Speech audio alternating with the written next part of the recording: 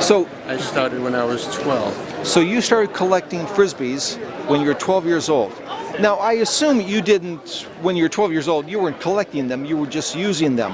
But at a certain point, you started to acquire so many. So when would you say you started to realize that you, in fact, were no longer a frisbee user like all your colleagues were, but you were a frisbee collector?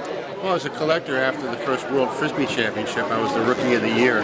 So you were the Rookie of the Year in the first World 76. in '76. So it was the bicentennial year. You were there as the rookie. Now, were there competitions?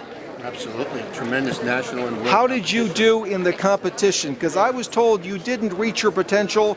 How'd you do? That's absolutely true. I got cheated out of a world title. You got cheated?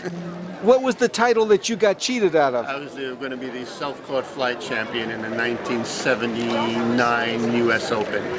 Okay, you were going to be the what? Self-caught flight. The self-taught. Self-caught flight. The self-caught.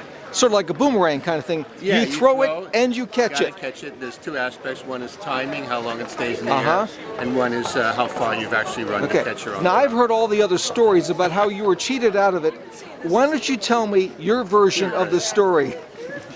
In the semifinals, I threw a 14.84, 0.69 off the world record. 0.69 seconds from the world record of 15.53. Damn good. Damn amazing. It's actually a world record in a world competition. Sure.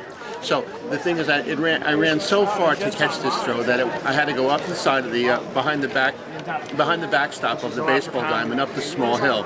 Now, if I hadn't thrown it so far and it had fallen to flat earth, I could have milked it and actually had the world record.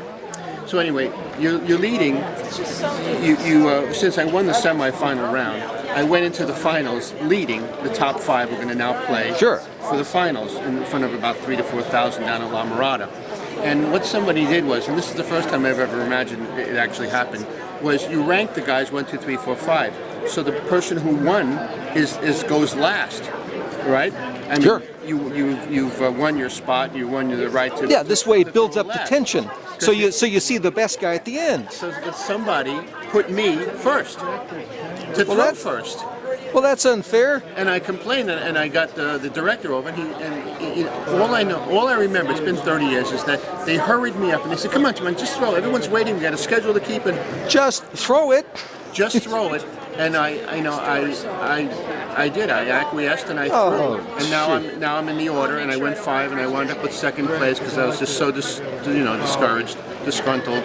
But the fact is that they made you throw in a sort of in an atmosphere where there was no real freedom to throw. Yeah. You were on display pretty much. It's for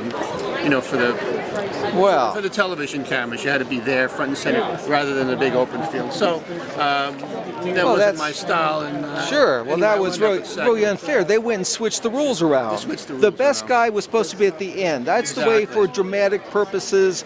To see who you're up against at the very end. And a 14.84 is just so far and above. Yeah. So what did the winner get? What was his the winning score? No, it was somewhere around in the 10s. I mean, a 10. Well, what did you get?